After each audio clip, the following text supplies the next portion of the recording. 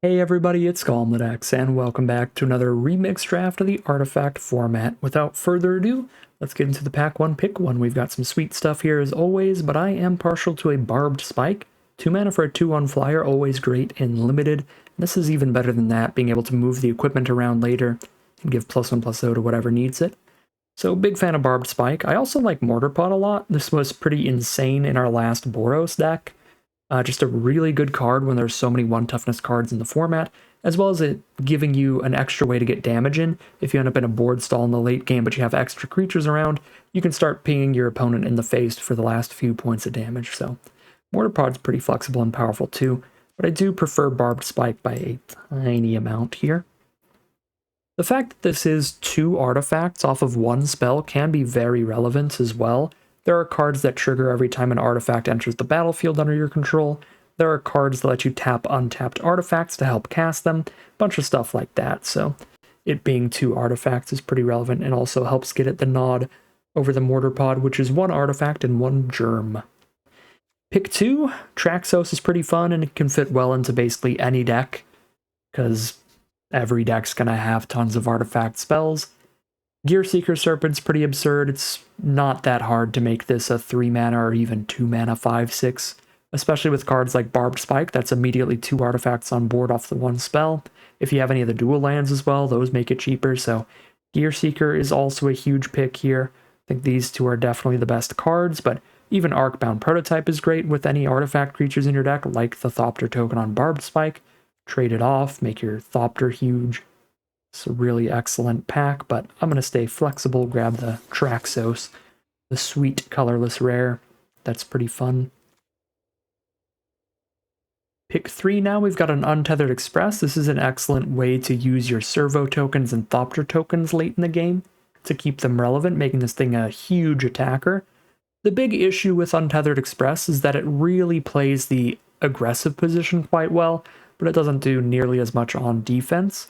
It is still a pretty large blocker, a 4/4, but you really want to keep rolling in with it and getting those extra counters, so it's not the most flexible thing in the universe.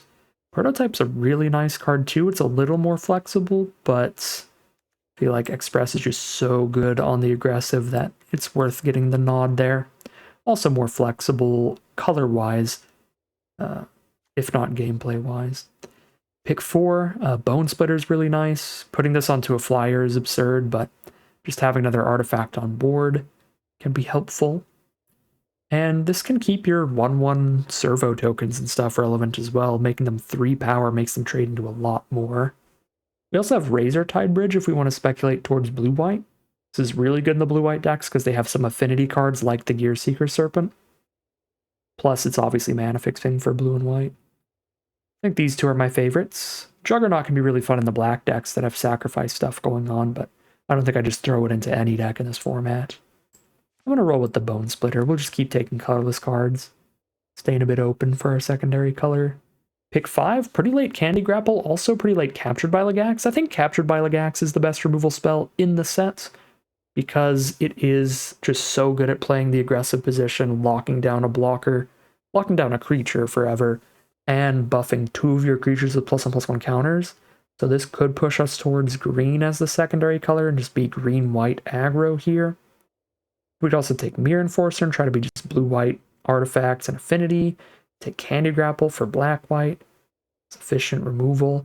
I haven't played a lot of black yet. We haven't played the black-white Aristocrats deck at all, so we'll take Candy Grapple in the interest of keeping things interesting, playing a wider variety of decks, and it works out well for us because now pick 6 we get Weaponcraft Enthusiast, which is great for a sacrifice deck because it's 3 creatures off of 1 spell, 2 of which are artifacts. It's great for anything that needs those. Arcbound Mouser, however, could actually be the better pick because it is very good in any aggressive white deck. It's awesome to put equipment like Bone Splitter and Spike onto it. It's great to trade it off at any point and buff up the Spike and stuff, but I think I'm going to lock in on black-white and we'll try something new today. Pick 7, now an Ornithopter Paradise is fixing in mana ramp. The Mirror Sire is pretty good with stuff that sacrifices. So if we get some of the creatures that's like sack creature or artifact to put a +1/+1 counter on it, Mirror Sire can pop off there. Yeah, I guess if we are going to lock in and force black-white at this point, we take the sire.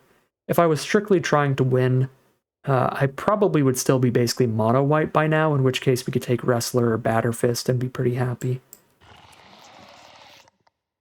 Pick 8. Bone Splitter, number 2. Scream Puff's very mediocre. Bone Splitter has pretty diminishing returns, because you really don't want to have like multiple equipment in an opening hand, because that can make it so if your opponent just kills the 1 or 2 creatures you have in hand and they sit there doing nothing, and that can put you far behind. Batter Fist and Hard Evidence are definitely the best cards here.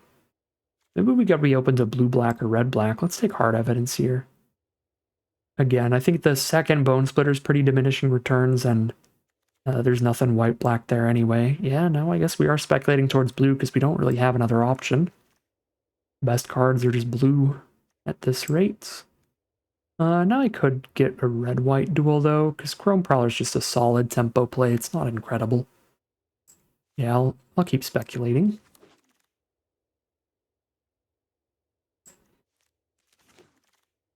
We do have 2 black cards, only 1 white, so maybe blue-black with this Mist Vault Bridge could be a thing. Juggernaut can be a thing in the black decks that sacrifice a lot of stuff. Alright, well, could be some blue-black weird sacrifice pile. We don't have any sacrifice synergies yet. This pack is miserably bad.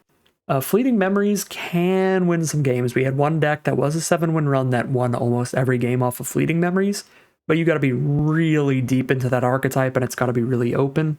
It is not looking like the case here. We're not anywhere close to a full-on clue deck. So, a card that is definitely really good in the right deck, but the right deck is a rarity. And the rest of this pack is just bad. It's like fine filler. It's nothing that you're going to pick one and be happy about. Even Visions of Phyrexia I've been very unimpressed by. I don't think I've ever had an opponent kill me with it, and the one time I played it, I never won a game with it. It's just like too slow. You know what, I'll actually just take Prototype here, go with our Barbed Spike. Pick 2. Now we've got great removal with spring-loaded Saw Blades towards the white. That seems fine. It looks like the strongest card in the pack, so we'll roll with it. Pick 3. Danitha is incredible. When you can put a Bone Splitter on her, or anything like that, just any equipment in the world, and Danitha goes absolutely crazy.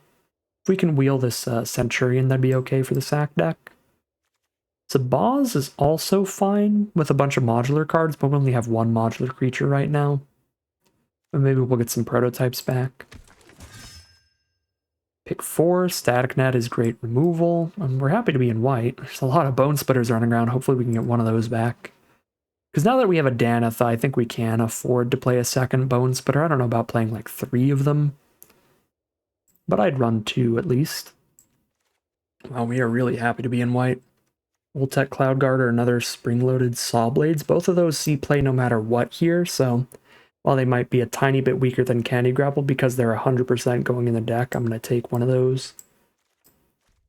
Because white is the only thing that's completely on lock. I really like how the Cloudguard plays with Crew 1 stuff like Untethered Express. I like that the Saw Blades is an instant speed way to untap Traxos, though. That's kind of sweet. I'll go for double Saw Blades here. Alright, now we get another Arcbound Prototype. Very happy with that, because the rest of this pack is mediocre. Pick 7. Really good blue spell, actually. Staunch Crewmate. Grab an artifact from your top 4, put in your hand. So you get to play your 2-1 on curve and draw a card. Pretty great way to get up on value while still impacting the board. We'll take the Crewmate there. Pick 8. Alright, great aggressive blue-white artifact deck card with Eye of Malcator. Alternatively, the Centurion's definitely a thing, but we just grabbed a Crewmate pretty late, so I'm thinking blue is the place to be. Some blue-white artifact aggro. We have found our color pair. Pick 9, another Mearsire. Stern Lesson for card draw, or Bardiche for a really late game play. I'll just take another Mearsire. Pick 10, another Chrome Prowler. Instant speedway to trigger Eye of Malcator is fancy. Instant speedway to untap Traxos is fancy. Could find some surprise blocks and free kills there off of that. Did get a Bone Splitter back, but I think I take it over Arcbound Prototype. This card is just so sweet, being able to trade off and keep your power and toughness on board.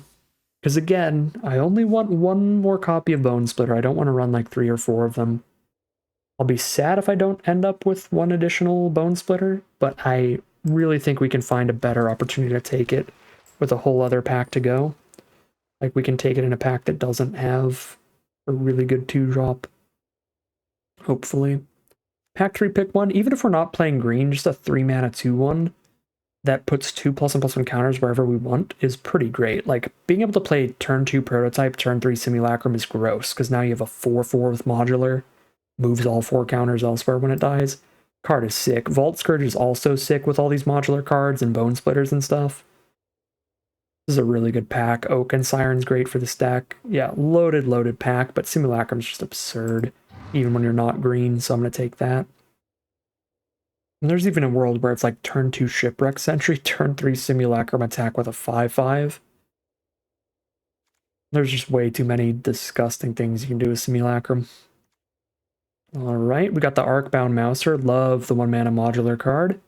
Lifelink's pretty relevant as well. It's only competing with Shipwreck Sentry and Veil, which are both okay, but I think Arcbound's great. There's just not a lot of really good 1-mana stuff.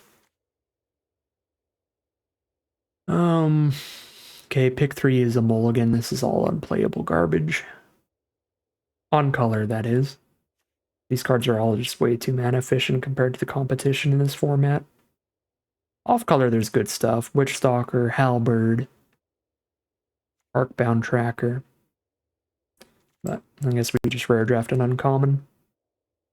Got a whole deck here. But we'd like to cut some of the more filler stuff. Ooh. Certainly can with Filigree Attendant. Should be pretty dang big on average. A flyer with power equal to the number of artifacts we control. Don't mind if I do. Mana curve is looking pretty perfect. I think I'll go ahead and drop the Sentry at this point. Probably drop the Juggernaut next, since we are not a sacrifice deck. Ooh. Another Filigree Attendant. We will take that over the 4th Prototype, but again, I wouldn't mind the 4th Prototype or the 1st Cogwork Wrestler. They're both pretty great.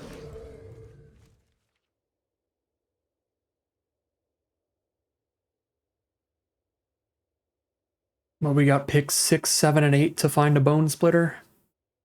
Or really any equipment that adds to power. There it is. And is this a pack where it's free? Yeah.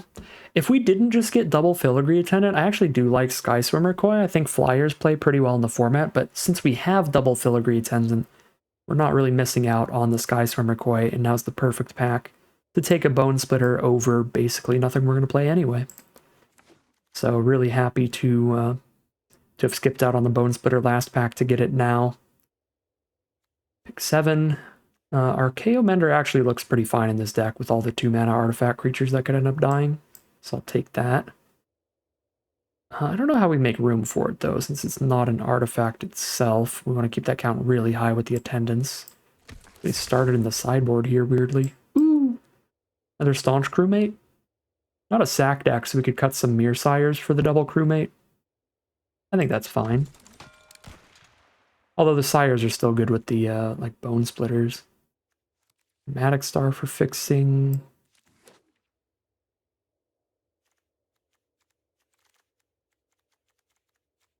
I think this is probably just the deck.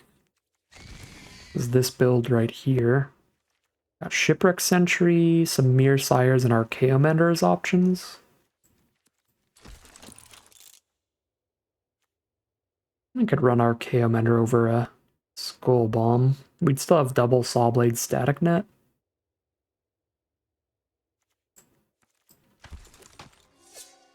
Ooh, I'm 100% running Cogwork Wrestler over something. Maybe one of the Chrome Prowlers, because it's basically a 1-mana version. The best thing the Chrome Prowler's doing for us is being an instant speed artifact. I can ruin math for our opponent. All of a sudden, oops, my Isle Malcator is a blocker. Oops, my Traxos is untapped. Oops, my Attendant is bigger. And Cogwork Wrestler really ruins math in combat out of nowhere. Because it's like, oops, your creature has 2 less power and mine wins the fight. So it's really accomplishing the goal we had with Chrome Prowler, just even better than Chrome Prowler is. So we've got Barbed Spike as a creature. We maybe cut a non-creature here, though, because this doesn't look like a huge creature count. We're at 14, 15, 15 creatures. Eye of Malcator is kind of like a 16th, and then Untethered Express is a vehicle sort of count. I guess it's a decent creature count, 16.5, 16 in a vehicle.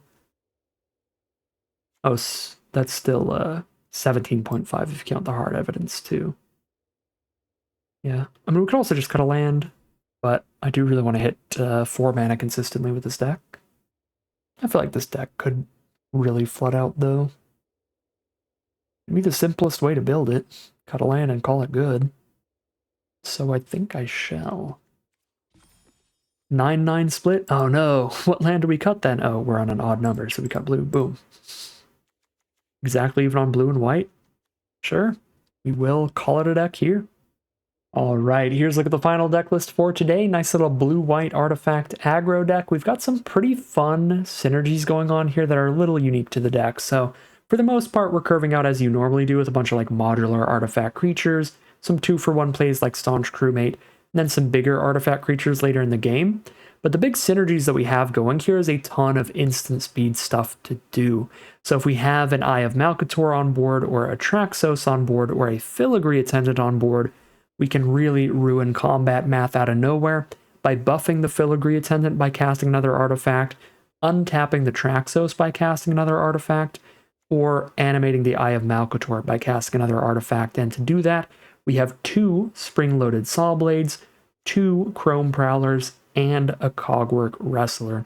So that's the spicy little tricky stuff we could be doing to try to get ahead, but we still, again, just have a great curve of artifact creatures, tons of artifacts to get on the board so that the attendants are huge late game plays, a good amount of removal with Static Net, double Saw Blades, all the normal really solid stuff going for us as well. So looks like a pretty sweet deck, but we'll see how it all plays out for us as we head into the gameplay. Here we are for game 1 on the draw. Prototype into Attendant later looks pretty nice. I want a Crewmate first to see if I can find a good 3-drop play. I don't have a lot of 3-mana cards in the deck, though. I could go Prototype into Crewmate, then Saw Blades. Well, there we go. There's Chrome Prowler for the 3-drop. Yeah, and then I can just save the Crewmate for later, cast Crewmate and Saw Blades in the same turn. Ooh, Vat of Rebirth deck. They are going deep. So they're going to try to sacrifice a bunch of stuff, probably, to load this up with counters, or proliferate it a bunch. And they can just keep reanimating their biggest creatures from the grave. Yeah, that's pretty good with, like, Minstrosity. That'll get 2 counters onto it over time. Right, I want to make sure I have Chrome Prowler by the time this Arcbound prototype dies. But I also don't really want to lower my artifact count with a Filigree Attendant coming up, so I'm just going to tap the Minstrosity here. And go for no blocks for the turn. Blood Fountain. Alright, another card that's multiple artifacts to sack. They can sack the Fountain and the Blood Token. So, yeah, full on some some Vat of Rebirth combo popping off over there. Let's see if they've got an instant here to win the fight. Hopefully not, so our attendant's pretty big. Alright, they don't. They just have the Deadly Dispute to just trump and draw some cards. And again, give them another artifact that's really cheap to sack. That one, in fact, is free. You go up a mana by sacrificing it. They're gonna have so many counters on that Vat. I guess it doesn't really matter until they have good creatures in their grave, though, right? They're just gonna keep reanimating a 1/1 on the ground.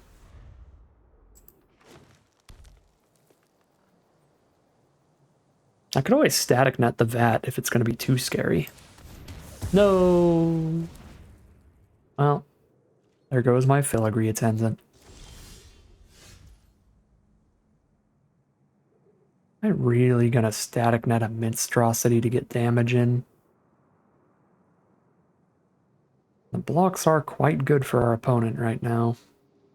I can only Saw Blades a tapped creature.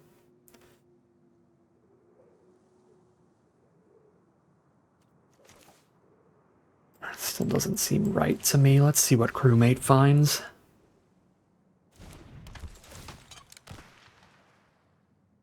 Well, there you go.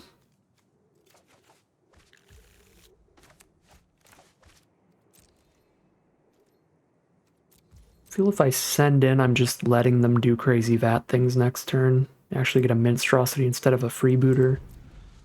Basically trading into thin air, because they don't have to spend a card to get monstrosity back. They're just sacking things they were already going to sack. Like the food token it gives them. Okay.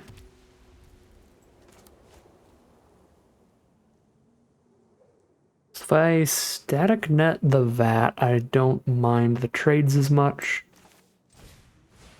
But they're still not great when they've got Blood Fountain on board.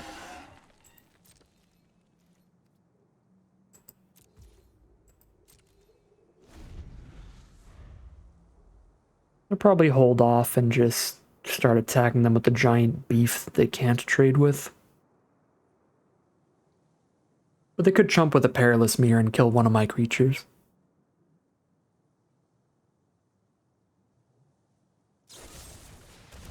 Another Deadly Dispute, sacking a treasure token. Yeah, Deadly Dispute is very, very good in this set. It's like better than 2-mana instant speed draw a card. Or sorry, better than 2-mana instant speed draw 2. Like that with upside. For the black decks that have so many tokens to toy around with.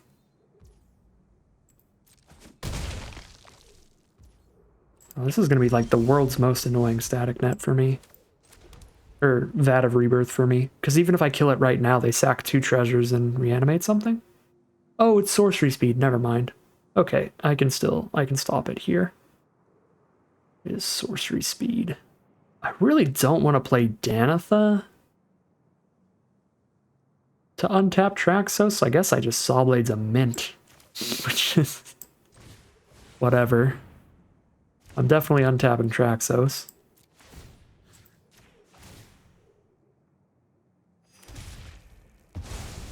So, Sawblade's a mint it is.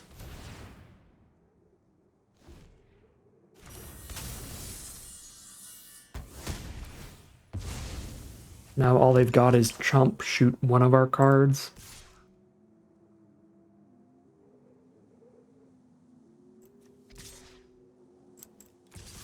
No, just send it all in. Go for it, find your best kills and do your Blood Fountain stuff. Just make a really big Traxos and go to town with it. 9/9 Traxos.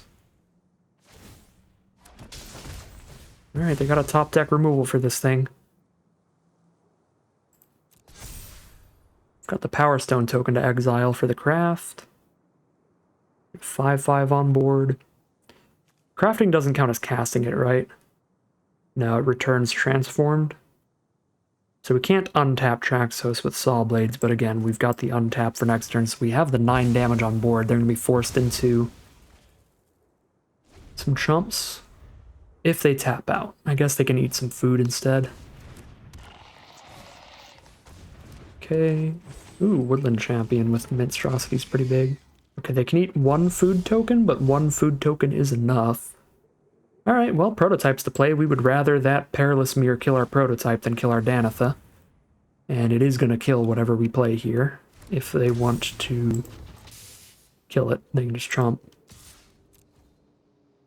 Do we get 11 power Traxos? Yeah. World's biggest Traxos. Let's go.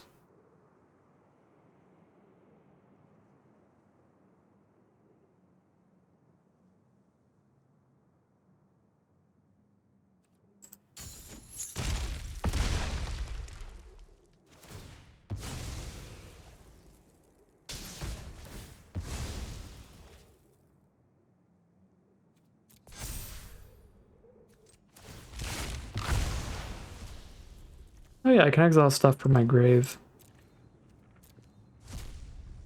The Sawblades are really easy to craft in this deck. And that lets me leave the artifact on board to crew it more easily, because I can crew it with 2 untapped artifacts. That is nowhere near what they need to chump block 11 trampling power. So Danitha, and we are well over lethal.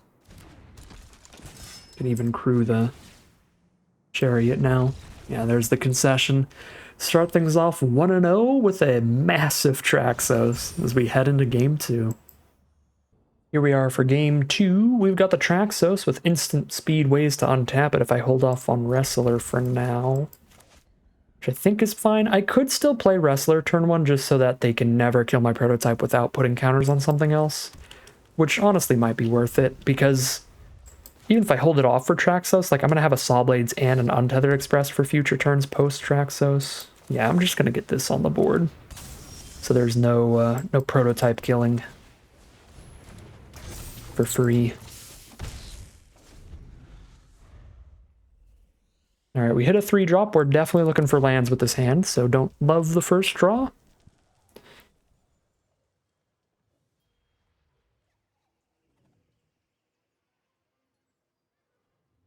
But if we hit the land, it is a great draw.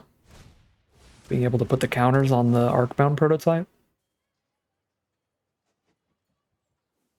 It just means that we don't know if we're hitting the land this turn. Ooh, beautiful. So beautiful. If I put the counters on Wrestler, I could attack with both here, but if I put the counters on Prototype, they are more likely to all stick around.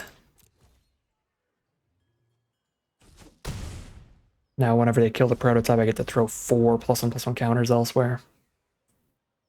If I put the counters on Wrestler, then they could throw like a Voltage Charge at Wrestler or something, and I just lose those 2 counters permanently. Now they need to exile the Prototype for it to not move all the counters back.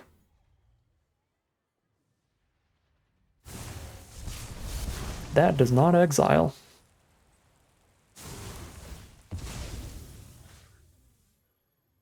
Just make beefy Simulacrum, right? Slightly more damage than putting it on Wrestler. We're just going for damage right now. Very good Gleeful Demolition from our opponent. So wherever we put the counter, they Demolition there. Alright, no land here. This is the flaw of drawing Simulacrum over land last turn. Ooh. Draw Bone Splitter, I can immediately cast that. The other options are all much later game plays, and I've got pretty good late game plays with Traxos and Untethered Express coming up.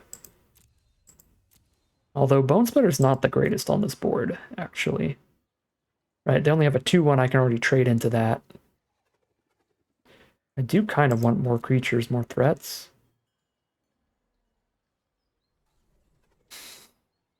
Having something to do if we don't top deck lands is really solid, though.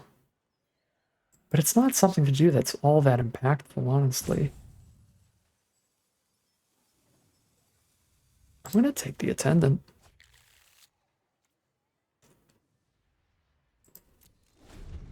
It's like, sure, I can play a Bone Splitter, but then if I hit land 4 next turn, I'm not equipping the Bone Splitter. I'm casting Traxos, and then the turn after that, I'm casting Express. So I'm never going to equip it for a long time unless I specifically miss a land next turn again. And if I do, I'm equipping a Bone Splitter and having a 3/2 and a 2/1 on board. It's still not really that big of a difference in this board position. But if I do hit the land next turn, and I now get to go Traxos into Express into Attendant, like play all these cards, that is a pretty massive difference in the long run. This is a huge finisher. We didn't hit the land, so Bone Splitter so far would have played out better. If this game ends before we even get to cast the Attendant, then yeah, the Bone Splitter play didn't work out, but if the game lasts long enough to where I deploy the whole hand, the Attendant is definitely more impactful in the long run.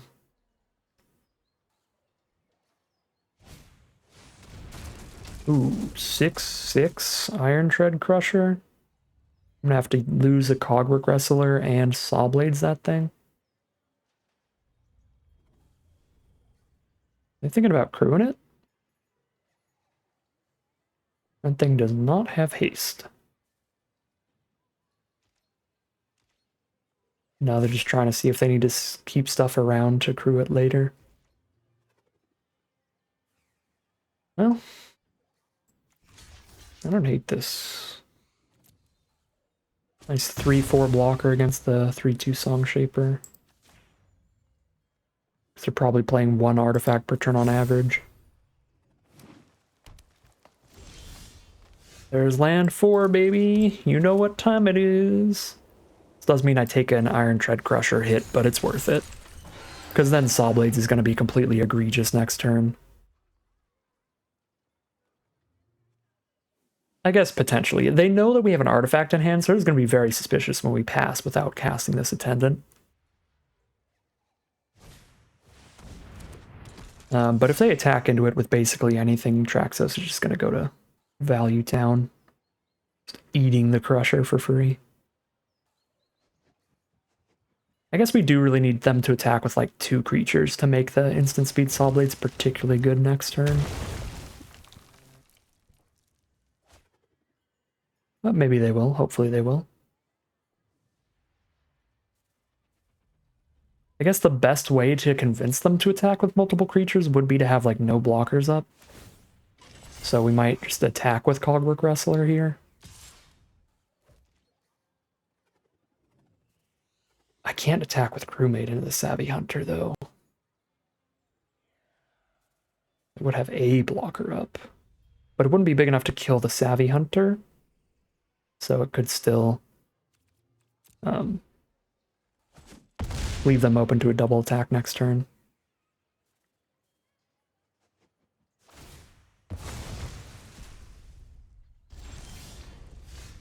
Bone Splitter? Alright, now things don't even look suspicious about this. That is such a good draw. Oh my god, that's such a good draw.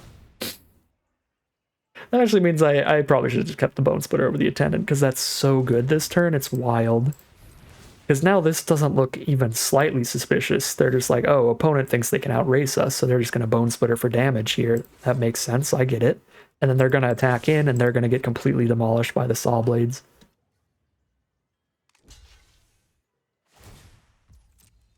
Okay, maybe they won't attack in if they're going on blocks here. Although actually, I think they have to go on blocks. They're taking 14 if they don't. Yeah, no, they kind of did have to block a little bit. Well, maybe this won't play out as incredibly as I thought it would because maybe they just can't even afford to attack because of how hard I just hit them.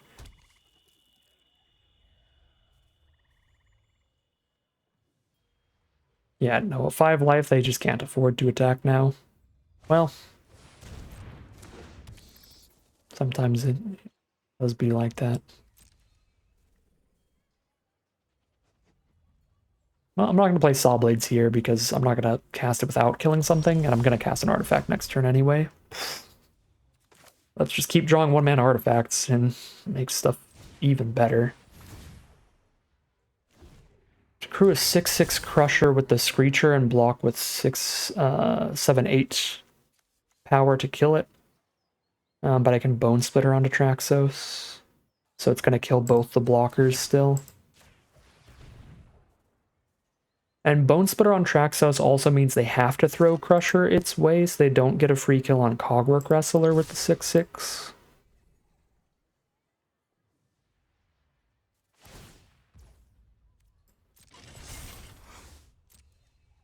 Like, it's got to be just double block Traxos, take 4, go to 1 life. Pretty sure that's their only line. Traxos, even better in this deck than it was the last time we drafted him. Card has been wild. Should probably just kill their blocker while I can, because they are not going to tap it next turn.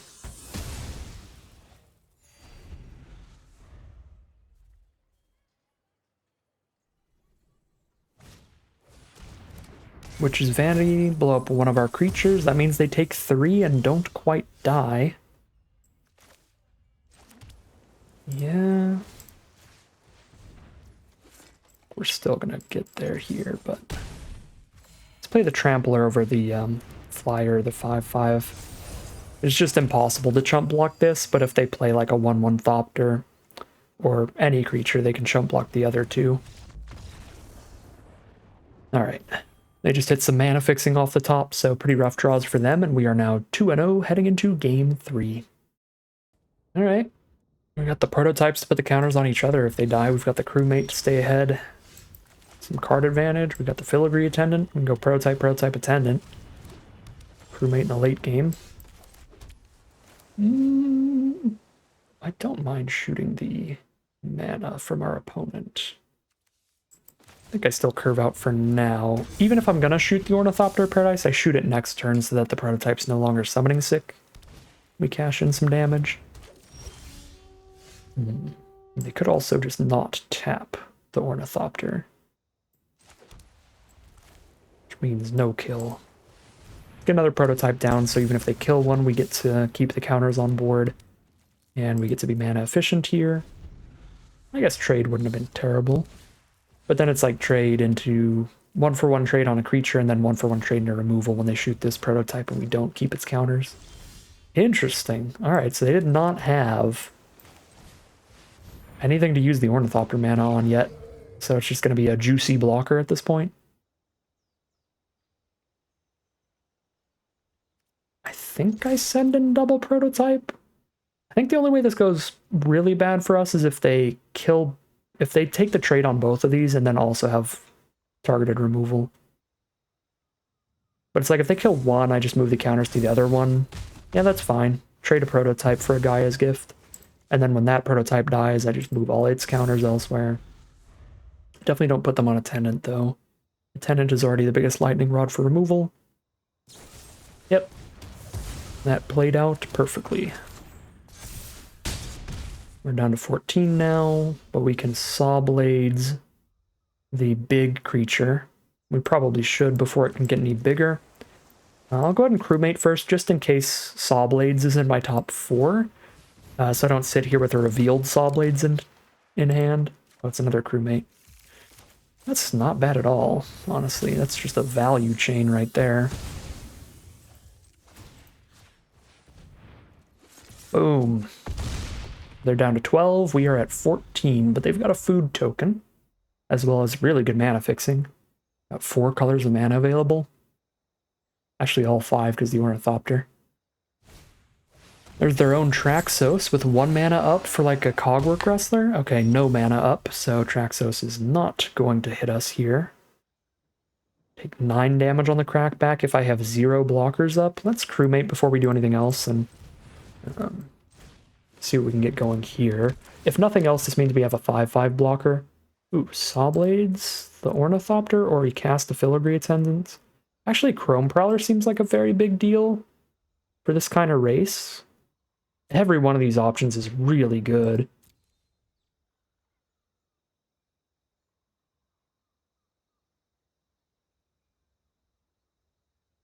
I think I'm gonna go full race mode here and take the Chrome Prowler, actually.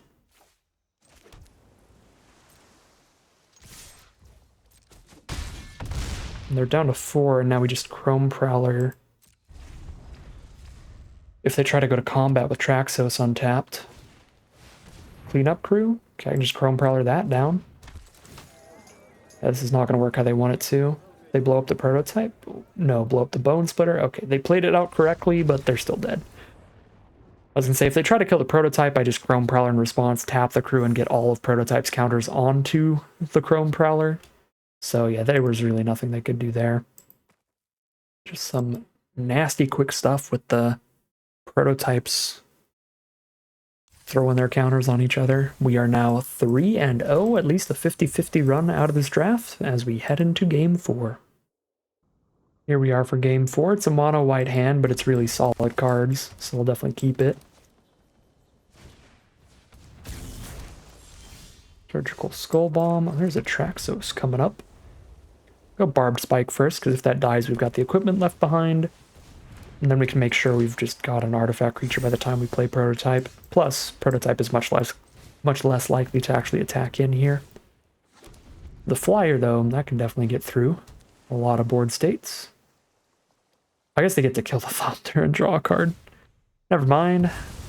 Prototype's better against the Skull Bomb.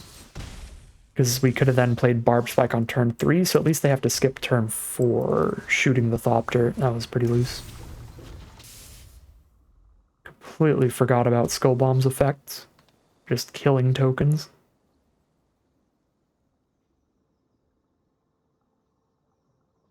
That is the one thing that Skull Bomb is actually really good at.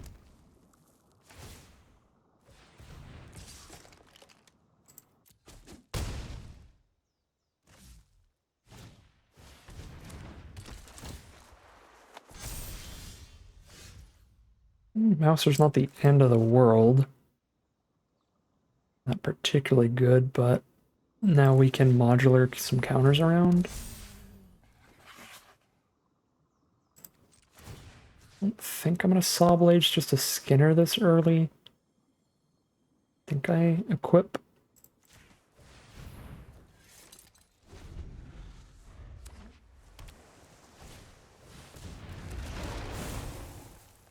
Well, that worked out as poorly as possible. That is really irritating.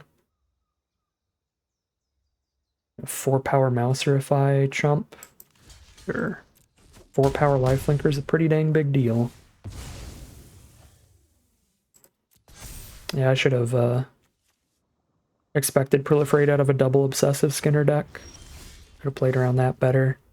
Alright, well. Certainly could have played this game out a lot better, but if we're going to draw like this, we're going to lose anyway.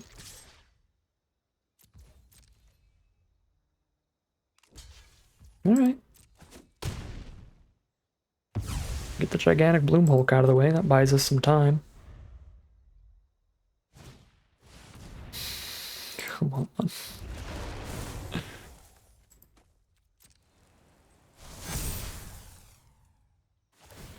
I used to think my life was a tragedy, but now I understand it's a comedy.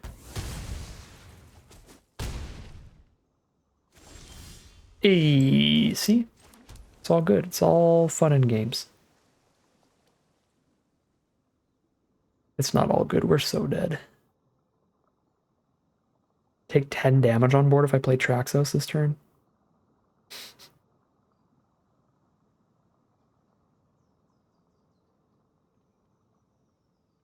But there's not a single card I can play that even trades.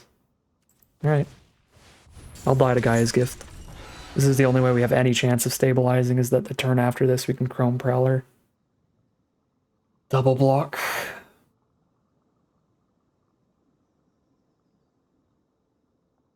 Try to eat a creature for free. Go to 1, baby. Go to 1. Come on, blue source. Come on, blue source. Come on, blue source. Oh my god, okay. This does mean I get to instant speed Chrome Prowler. The one issue I have with Crewmate here is it's a little suspicious to play it and hold up 3 mana, because we're probably revealing an artifact that's cheap enough to cast, and I'm not going to cast it.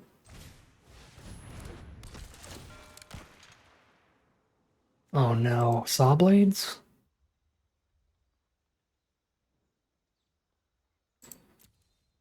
Okay, we're not doing Chrome Prowler tricky things this turn then, because that is just objectively a way better plan. 3 blockers up? Yeah. Alright, we save Chrome Prowler tricks for next turn then. We just do this right now because it's revealed anyway. Make sure we kill that before they have mana untapped. And let's have 3 blockers up.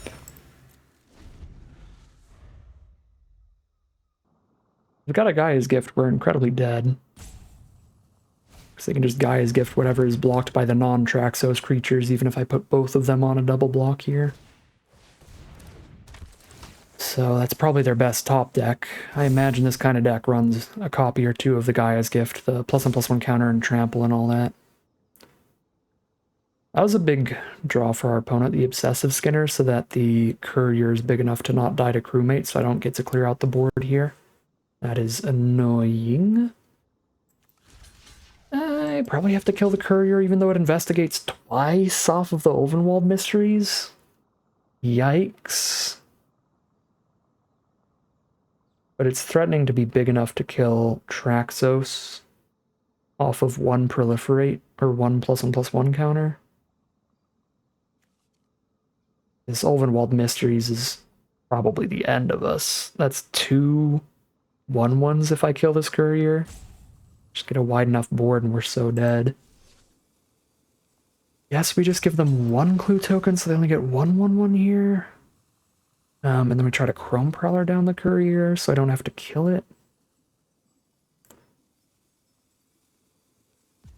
I don't know, I'm not into that Ulvenwald Mysteries from our opponent. That is really good when we're at 1 life. I can crack Clue.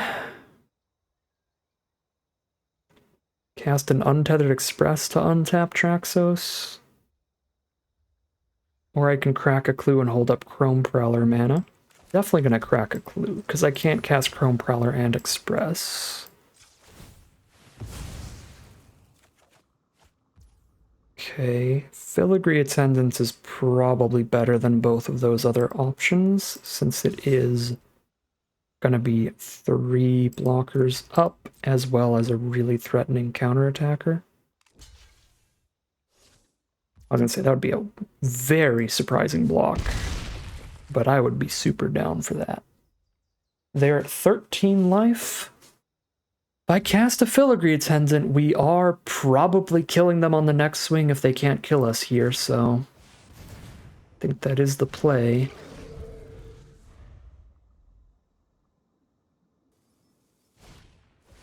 Another Byway Courier. Doesn't kill us right now.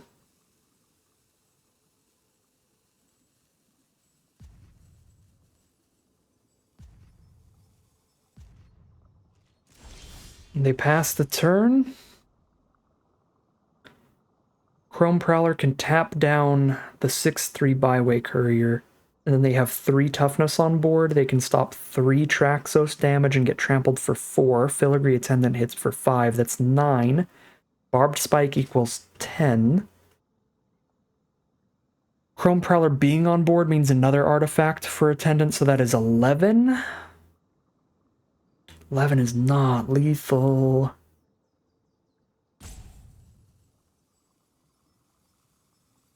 Okay, what if they stop 2 damage here? 2 damage here. It's 5 from Traxos. 5, 6, 7 from Attendant. 6 plus 7 is 13. Right? That's the best block. Block. Oh no, they got another 1/1 from this clue. They've got another 1/1 from this clue. So I have to just I have to maybe just hold on to Chrome Prowler, because I'm gonna need 4 blockers if I don't kill them.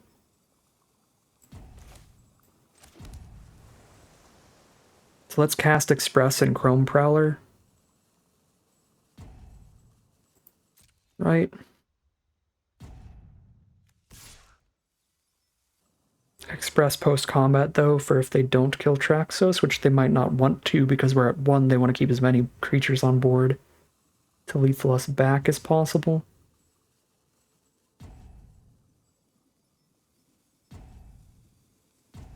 Three blockers is technically enough.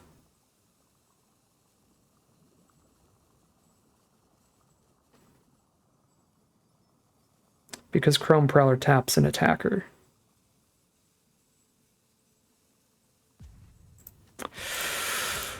I'm sending the Attendant. It's slightly more likely to kill them on the next swing, because if I, like, do this and try to do Chrome Prowler blocks and stuff, but they kill, like, the Traxos here, then maybe we don't get there. Okay, we're definitely alive. If this is the block. We are definitely alive on the crackback. They only have 2 attacking creatures.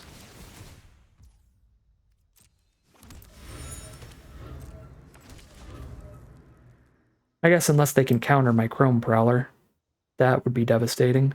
So I actually should Saw Blades instead of Untethered Express, because I can use this as a blocker, but I can't use Express as a blocker without tapping Crewmate. But this is safer.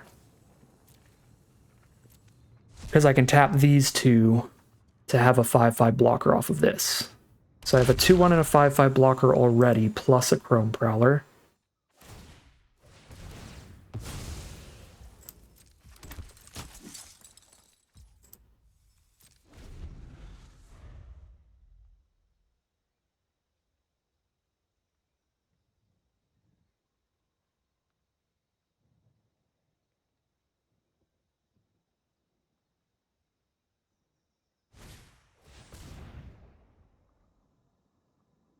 You got him. Goodbye, crewmate.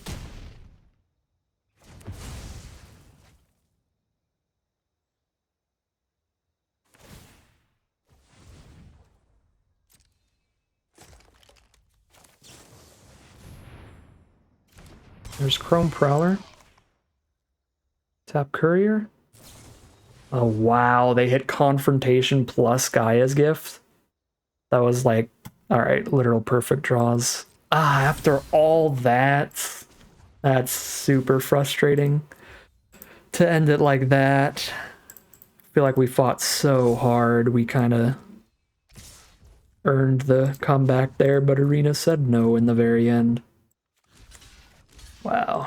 All right.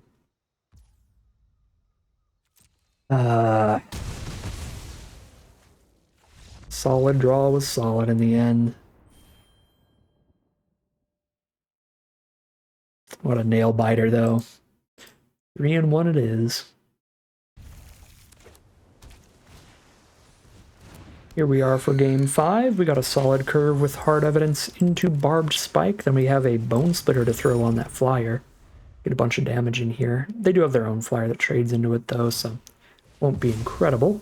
Although if this becomes a 2/2, I'd be perfectly happy to Saw Blades it. I don't know if I want to Saw Blades a 1/1, though. Maybe it'll be worth it with Barbed Spike Bone Splitter coming up.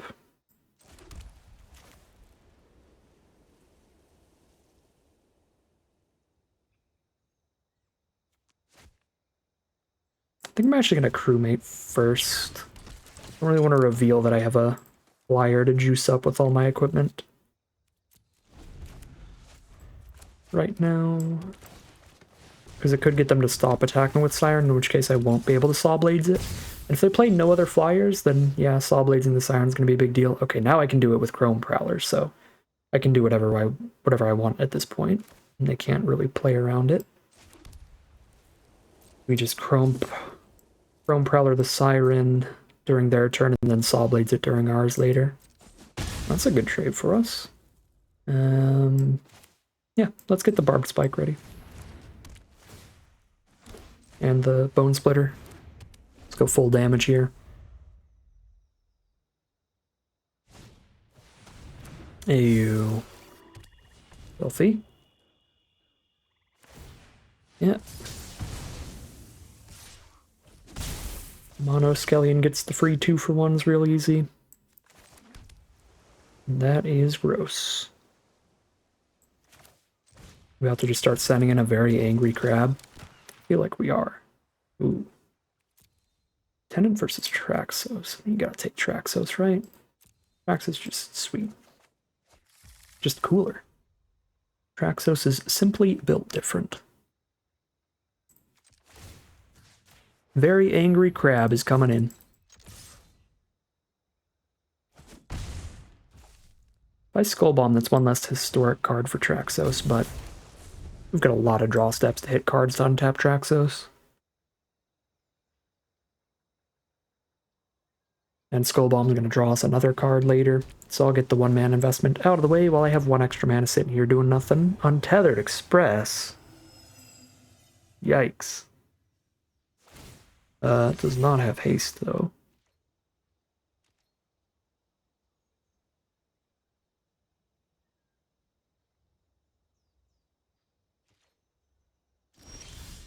Right. Simulacrum here. Yeah, let's Traxos. And then we'll have to Saw Blades the Express on its attack the turn after this. So they're going to crew it, they're going to declare an attack, and in response to it getting the 6th toughness, I'm going to kill it before it gets that 6th toughness. That is the plan. It is going to hit me for 5 here, though. I can't stop that. But I could have, but I think it was better to get Traxos down first before we do anything else. Wave Sifter, insane value. They reprinted Mole Drifter. A draw 2 and a 3/2 flyer. You got me.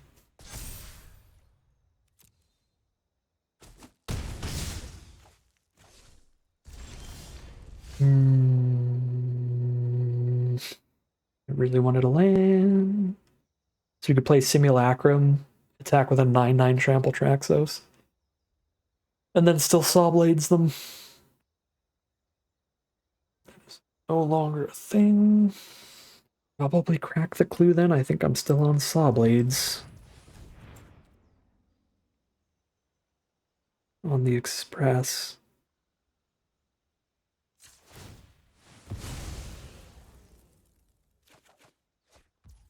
Well, now we're definitely on Saw Blades.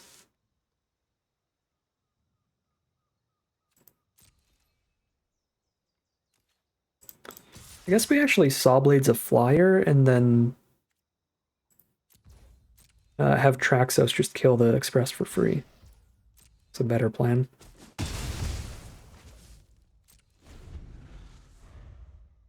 If they have a counterspell, they win.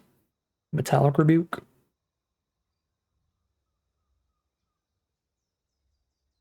Well, with just 4 lands, Metallic Rebuke was gonna just beat us up and take our lunch money at any point. Could never afford to cast anything against a Rebuke with the counter unless we pay 3.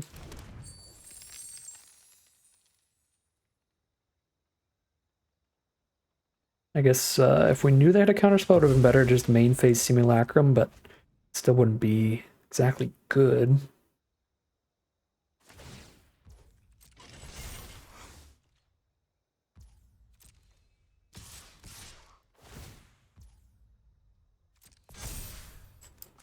Let's see. If nothing else, we still get the block Express against a Metallic Rebuke.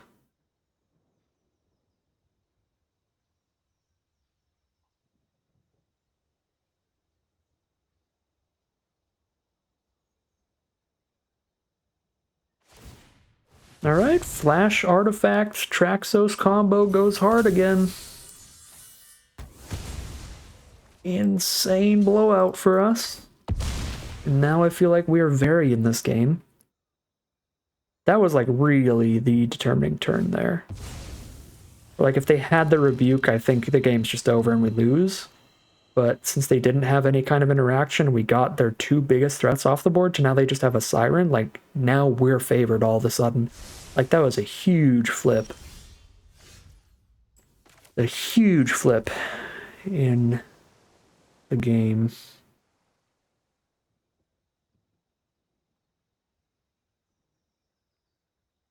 It's kind of awkward to play Simulacrum without untapping Traxos. But I have enough artifacts, I'm always going to be able to untap Traxos, so I'm going to get the extra damage regardless.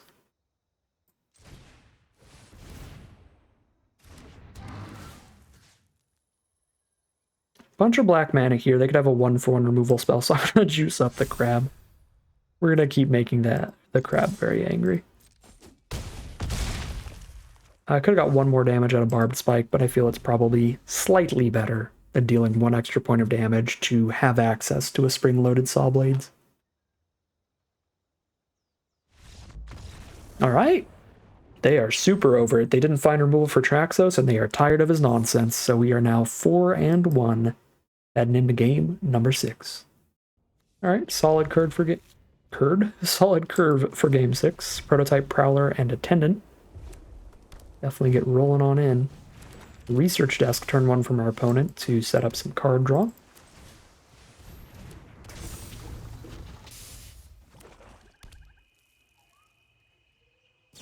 No. That is the one part that makes me sad with my modular cards. It's whenever my opponent does kill them before we've played any other artifact creatures.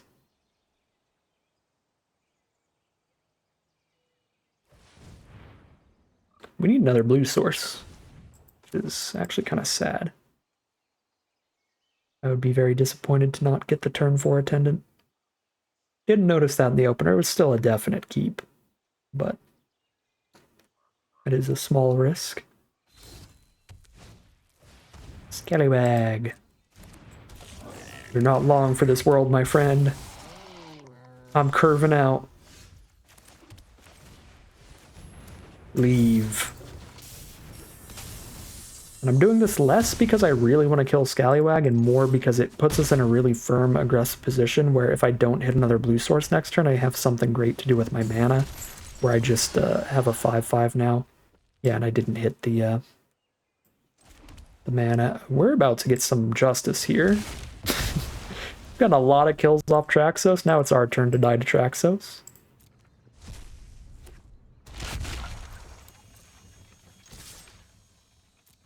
I guess if I hold one of these back, I have enough toughness to kill Traxos. Because Wrestler crews the Chariot and then I double block with Chariot and Prototype. So maybe it was worth holding Prototype back, but yeah, they have to hold on blocks here anyway. Okay, there's the Filigree Attendant mana. 7/7 Traxos is just straight up no attacks. Even with Cogwork Wrestler. Yeah, we just gotta hope they can't kill this Attendant then.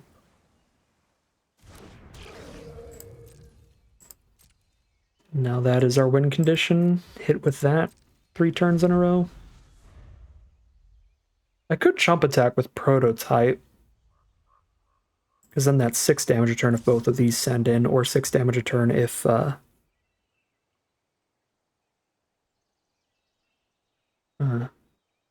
this is probably going to be some kind of blowout.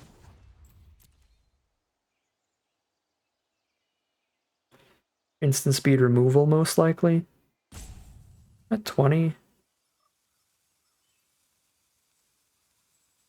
Oh, we're kind of damned if we do and damned if we don't here. If I double block with a 5/5 and 2/2 and they respond with instant speed removal, I mean, it's pretty bad for me. But then if I don't block and they just play another artifact post-combat, that's terrible for me.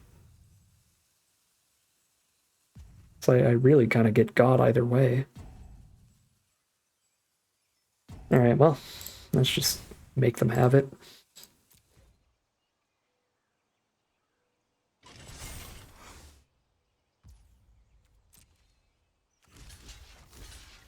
And this is certainly not a good position for a triple block, because then things go even worse for me if they have instant speed removal. Then they kill my Attendant and my Prototype without losing Traxos. Yeah, what can you do? I think that was our best play, no matter what.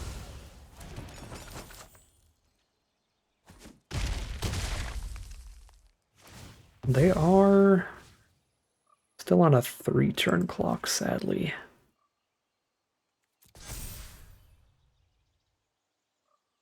Oh, please don't have a 1-mana artifact. Alright, yeah. Sure. Some justice for all of our Traxos kills.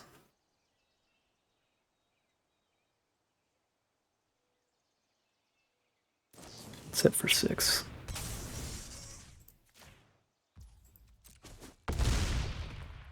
Well, if we can find removal for Vault Scourge, we can still just kill them next turn.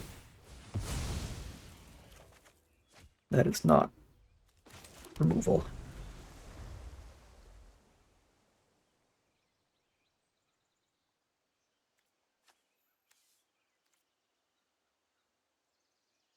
I guess most of our removal is the stuff that hits tapped creatures, so we gotta hit like a Chrome Prowler for another tapper. We do have the Static Net that can kill anything.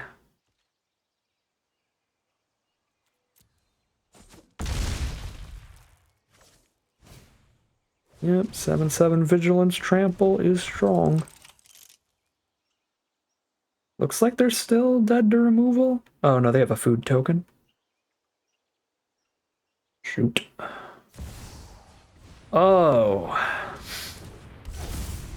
Well, hello.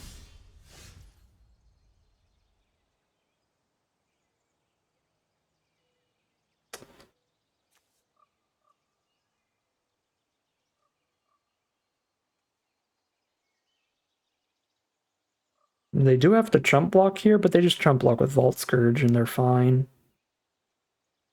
And then they can just rip apart all of our blockers so we don't have enough toughness to not die. Yeah, that's just insanely dead. Alright. 4 and 2.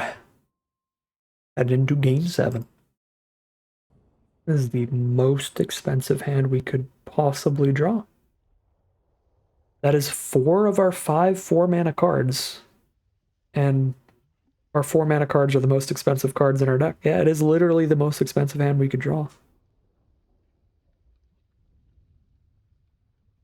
That is so awkward that it might be worth a mulligan, but the card quality is definitely there. If our opponent's on anything remotely aggressive, GG, but I'm going to keep this.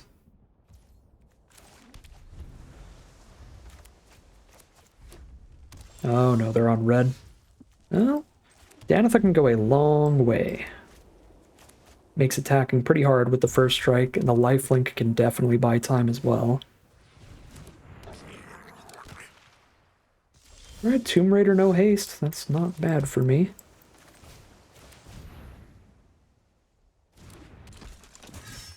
Voltage Surge on Danitha, that is a very good Voltage Surge. Yeah, you gotta be feeling real good about that. 1 mana removal for the must-be-killed 3-mana threat. Let's see if they've got Shatter-type cards for the Traxos. I certainly hope not. It's Plundering Pirate. Oh my god, yeah, they're on Captain Storm combo here. If they had all of these cards in their opener, we would be like close to dead by now, so at least they've been playing them like slightly off curve of like Tomb Raider turn 2, Storm turn 3, Pirate turn 4. If this was 1, this was 2, and this was 3, we would be out of here. I think I gotta just kill Captain Storm before she does anything worse for us. And I probably have to hang back. Just hang out here for a second.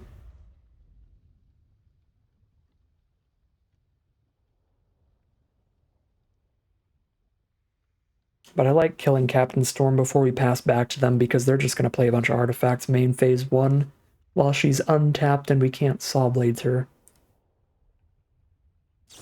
So while normally it would be better to go... Ooh. Normally it would be better to go real tricky with the Saw Blades and try to do that when they go for their next attack.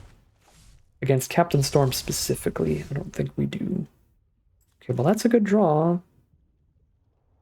Get to attack with Traxos and have 2 blockers up. Or I get to Static Net and have only Traxos up. I feel like it's probably a little bit better to just have 2 blockers up here than it is to spend Static Net on a 3-2. This also leads into lethal next turn. If they don't kill us, then we'll kill them. Okay, so I guess we kill them, right? Well, no, that is a massive blocker, so even with Static Net, they're not dead. But I'm pretty sure Static Net's the play. Although if I Static Net, I'm not untapping Traxos, which is a big deal. So maybe it's just Bone Splitter up Traxos, and then Filigree Attendant post-combat? I'm at 9 life against a 5 power unblockable. It's not unblockable though, because they need 6 mana, they only have 4. I suppose that is where it's at.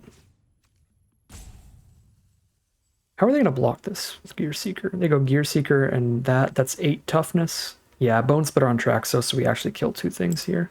It's better than Bone Splitter on Attendant.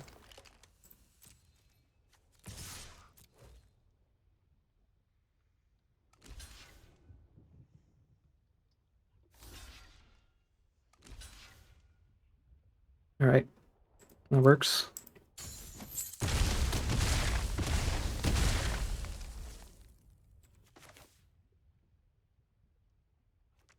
I guess if Traxos is dead anyway, I could just Static Net instead of Attendant because I don't need to untap here.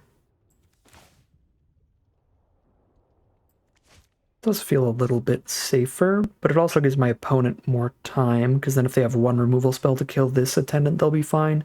This way they have to have 2 removal spells.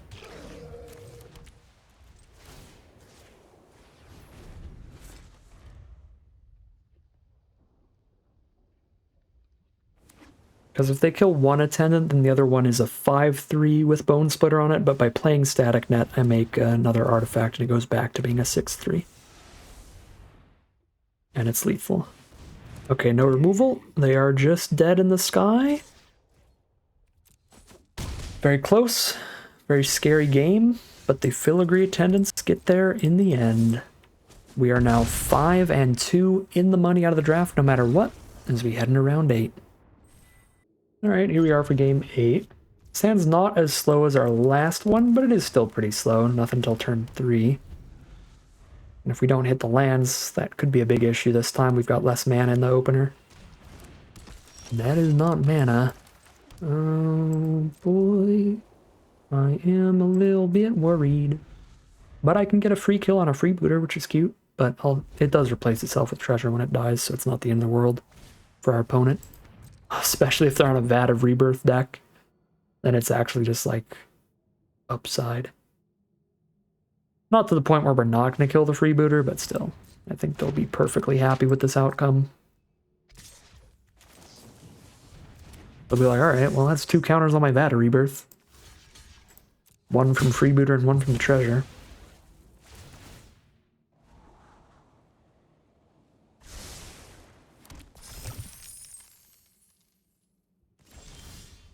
No. Well. We didn't get there.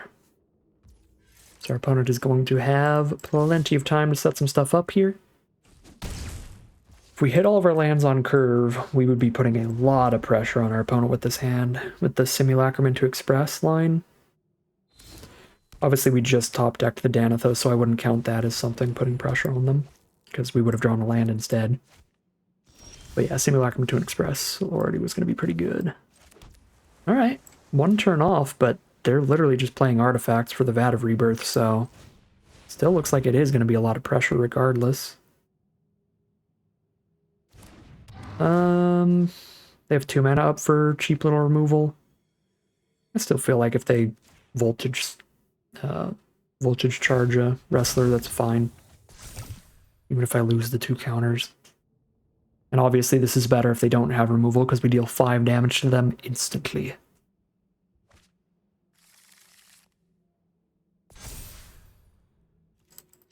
Alright, no voltage surge. Keep calling it voltage charge. It's like a Pokemon move or something. It's voltage surge, I think. Mirror Enforcer. Large. But funnily enough, my Cogwork Wrestler is just as big.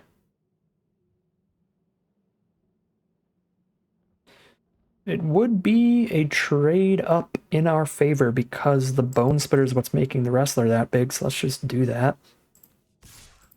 I could Chrome Prowler and just go for 7 damage here, but again, I think the trade is fine. I guess the only issue with it is their stupid Vat of Rebirth is active to bring the Enforcer back next turn. They just cracked the treasure now. Yeah.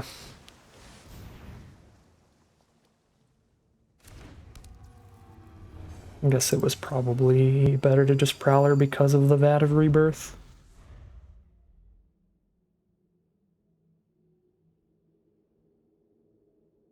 Make vehicles cost less? No.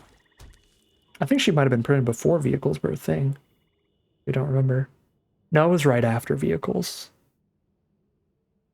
Because the Weatherlight is in that set. Yeah, Kaladesh was like 6 months before Dominaria, something like that.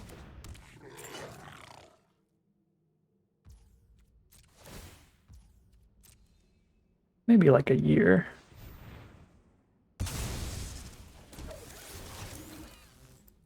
Well, so Kenzen Smelter Vat of Rebirth is absolutely wild. And that is a really bad time for us. Keep sacking the artifacts to get 3/1s, and when the 3/1 dies, they're putting more counters on the Vat. Vat is sorcery speed if they want to reanimate something, so they don't get to combat trick us with it, but yeah, here comes the 4/4. That's wild. Okay. Another Chrome Prowler is definitely something.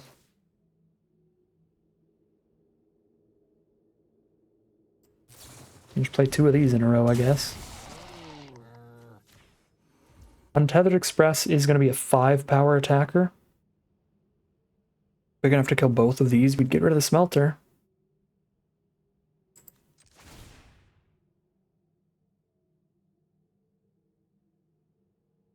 Simulacrum's just not a good attacker into the 3-1 anyway, so I think we do this. Because this already trades into both, do we actually just Bone Splitter Prowler on blocks? No, let's just sneak damage in. We're at 20. Just trample for more, even if they do take the double block trade. They don't, so they're going to go to 5.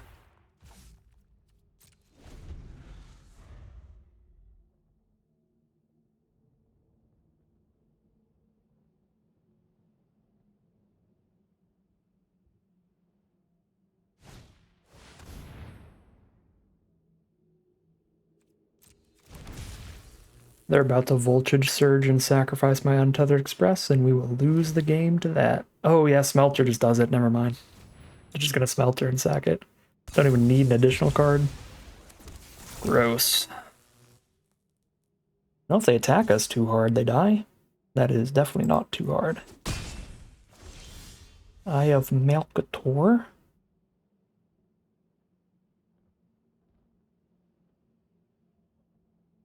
Yeah, Bone Splitter Danitha is going to be really annoying. Their stuff's all small enough that this should be pretty dang good.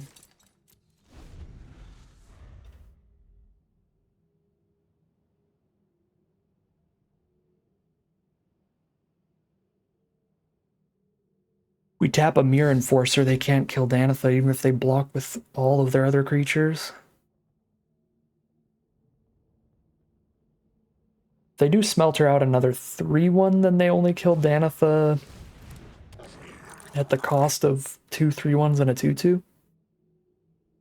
They have double Smelter now? Well, we may be losing, but at least we're losing in style. Double Sokensen Smelter, Vat of Rebirth? Fair enough. That is spicy.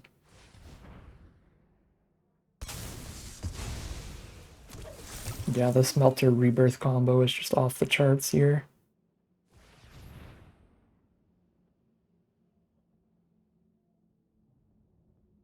This is a really good matchup for any of our flying creatures. Even if we just draw the 2-1 Barbed Spike, I think we can get there, but especially if we get an Attendant. I think those are the best draws here, so doing a little bit of scrawling off the Eye of Malcator to try to get there could be good, but we don't have a lot of time now. Double Smelter means their board is so insanely big, and they can just Vat back a freebooter to have 2 more things to sacrifice to both Smelters and just have an insanely large board. So I think I have like literally 1 draw step. That is definitely not it.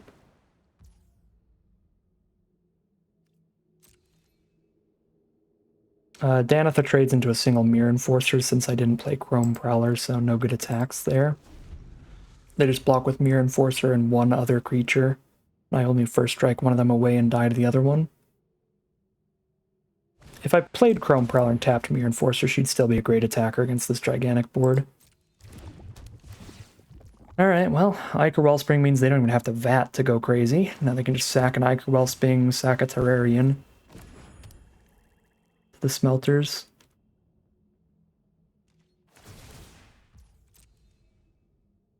And as I said before, I think our next draw step is basically the last opportunity to hit a flyer and have it be lethal before we die. So, really fingers crossed, flyer off the top.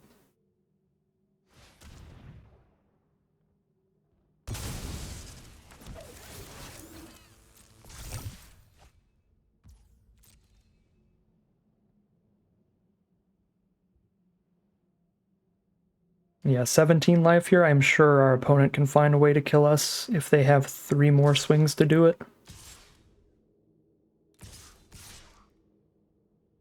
It might even be too late right now.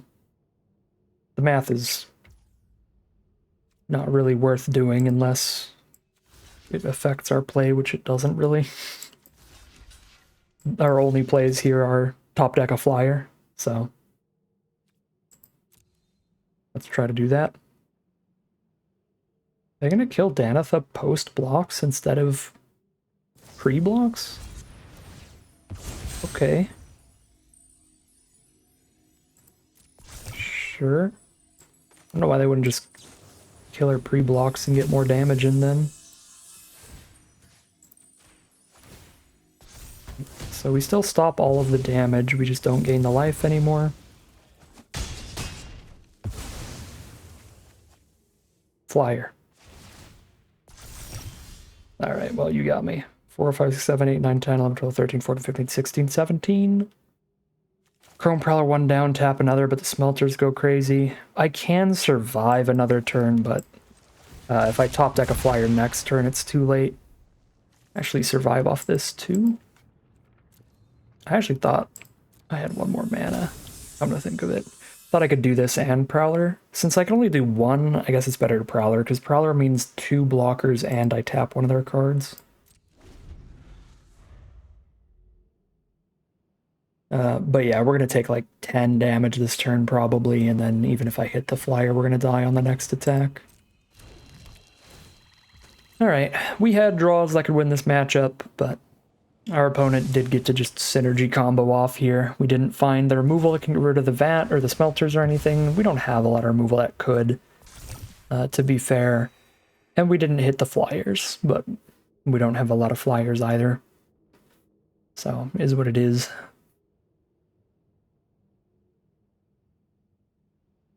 Again, at least it was some pretty spicy, pretty cool stuff. At least it wasn't just like, we got curved out when we were on the draw or something. No, they popped off with some crazy synergy nonsense.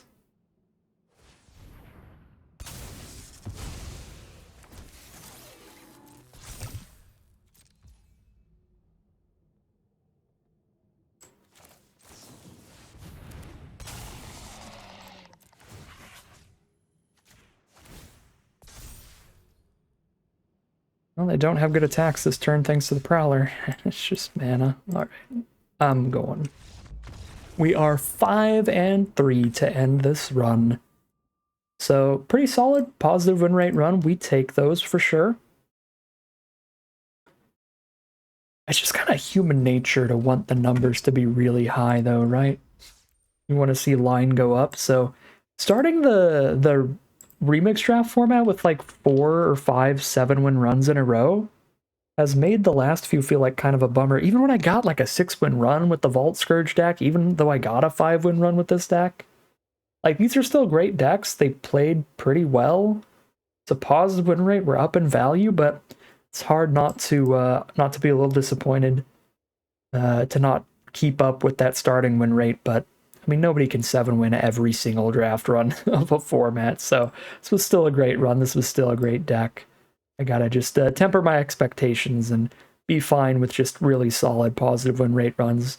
We don't have to trophy run every single draft. So yeah, sweet deck. Huge stuff from Traxos. The Traxos in this deck was even better than the last time we had it, and it was pretty great last time. The Filigree Attendants I did find to be a little bit slow, but it was still really important having those extra flying threats to finish the game off. Little bit unimpressed by Untethered Express, because that also felt a little slow. But it played out perfectly fine as well. It found a lot of damage in 1 or 2 of those games. Yeah, I don't think anything played way worse or way better than I expected. Just a solid all-around deck for a solid all-around run at 5-3. But that is going to end today's video. As always, I'd like to thank my patrons and YouTube members for their support, as well as you for watching the video. If you enjoyed this video and are interested in seeing more, you can always like, comment, and subscribe to tell the YouTube algorithm to send you some more in your recommended feed. If you'd like to catch me live, you can check out the Twitch channel in the link in the description below. And if you'd like to support the channel directly, you can check out the Patreon link in the description below. But other than that, as always, thank you very much for watching, and I'll see you again soon for some more Magic Arena.